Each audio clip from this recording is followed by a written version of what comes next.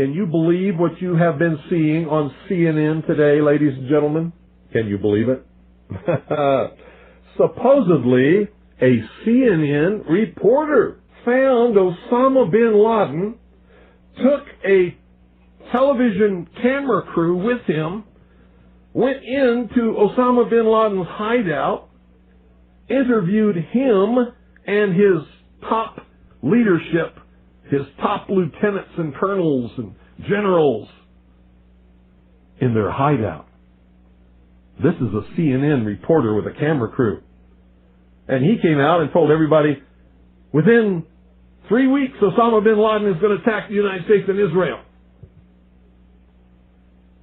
Now, don't you think that's kind of strange, folks?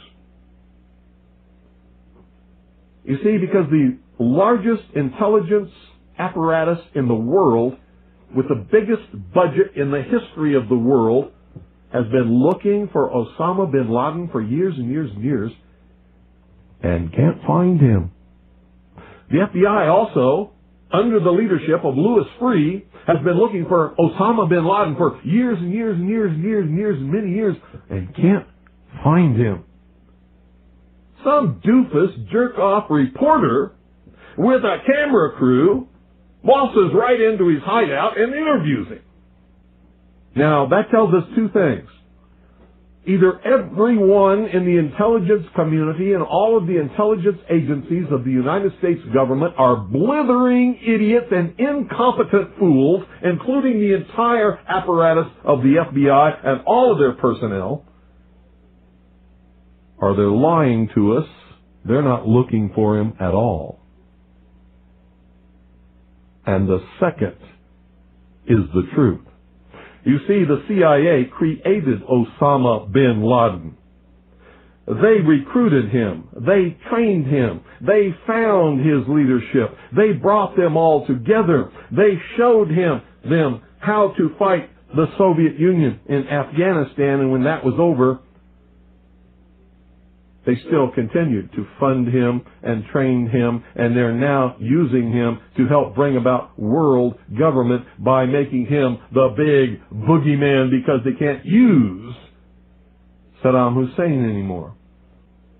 When did you start hearing of Osama bin Laden? It was after Saddam Hussein and Iraq were supposedly neutralized in the Gulf War, because they needed a new boogeyman.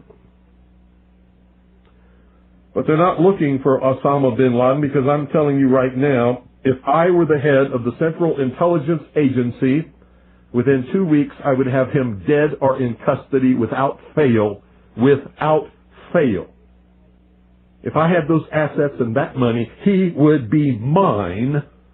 I would own his terrorist ass within 2 weeks without fail. A reporter from CNN and his little camera crew got in to Osama bin Laden's secret hideout and conducted an interview. If you don't believe me, tune into CNN. They're probably running it right now as I'm speaking. And if you believe it, you are one of the stupidest jerks that ever lived on the face of this earth. And whatever is going to happen that they're going to blame on Osama bin Laden, don't you even believe it. Another sociallusion, social engineering project to change the minds and the attitudes and the beliefs of the people of the world, and especially the United States, to bring about one world socialist totalitarian government. When in hell are all you people going to wake up? Are you kidding me? I mean, is this some kind of incredible joke that people are so stupid they'll fall for this? Do you know how much money the CIA and the National Security Agency and the FBI has at its disposal each year? Do you know how many agents they have that they can devote to this? Do you realize the technology that they have to be able to eavesdrop on every single conversation in the world? You have no idea, ladies and gentlemen. I'm going to tell you right now that whatever you perceive to be the state of the art of technology, any technology, in the civilian sector, in secret, ladies and gentlemen, they are at least, very bare minimum, 50 to 100 years ahead, beyond what you can even imagine. Micro air vehicles, or MAVs, will play an important role in future warfare. The urban battlefield calls for tools to increase the warfighter's situational awareness and capacity to engage rapidly, precisely, and with minimal collateral damage. MAVs will be integrated into future Air Force layered sensing systems. These systems may be airdropped or hand-launched, depending on the mission requirements.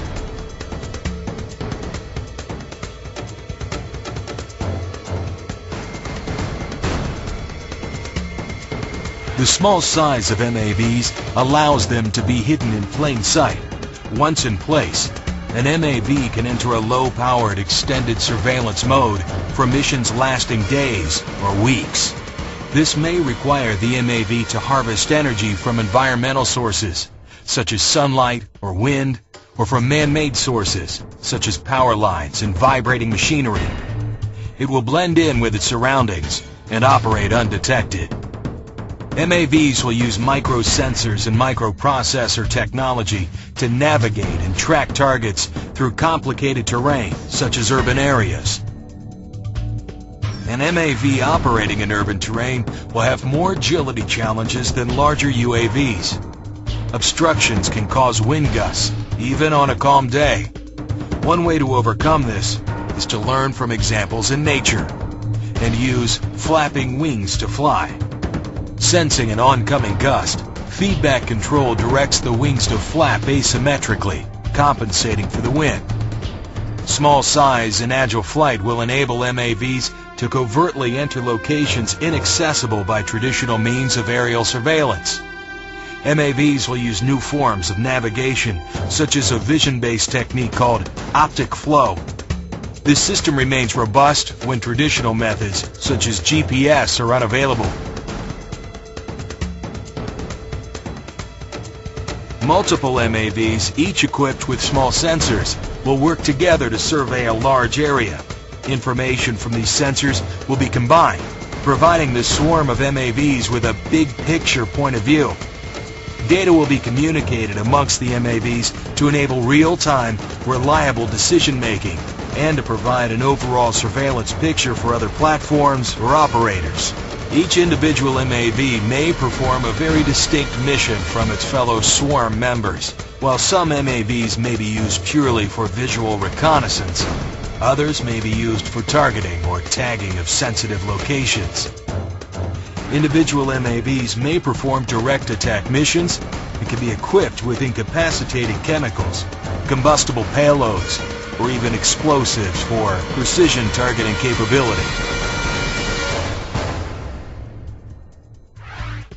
MAVs may carry sensors to detect chemical, biological, or radiation threats and relay this information to human operators or to other unmanned platforms.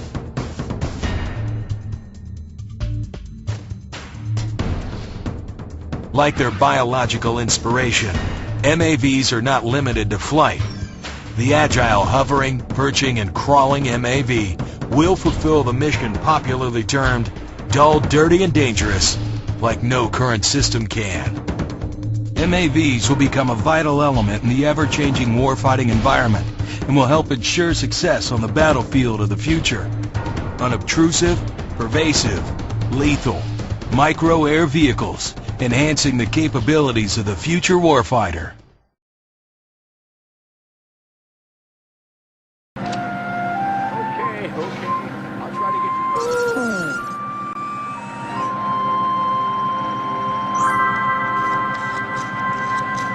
Well, I spoke with Anna McGowan at the NASA Langley Research Center, who's working to incorporate something called morphing technology into aircraft. We're working on making airplanes as versatile as a bird is. So we're taking some lessons from nature. We're also looking at flapping wing airplanes, believe it or not. So Anna, tell me how you design a flapping wing without using an engine. We actually use what are called smart or active materials instead of using an engine.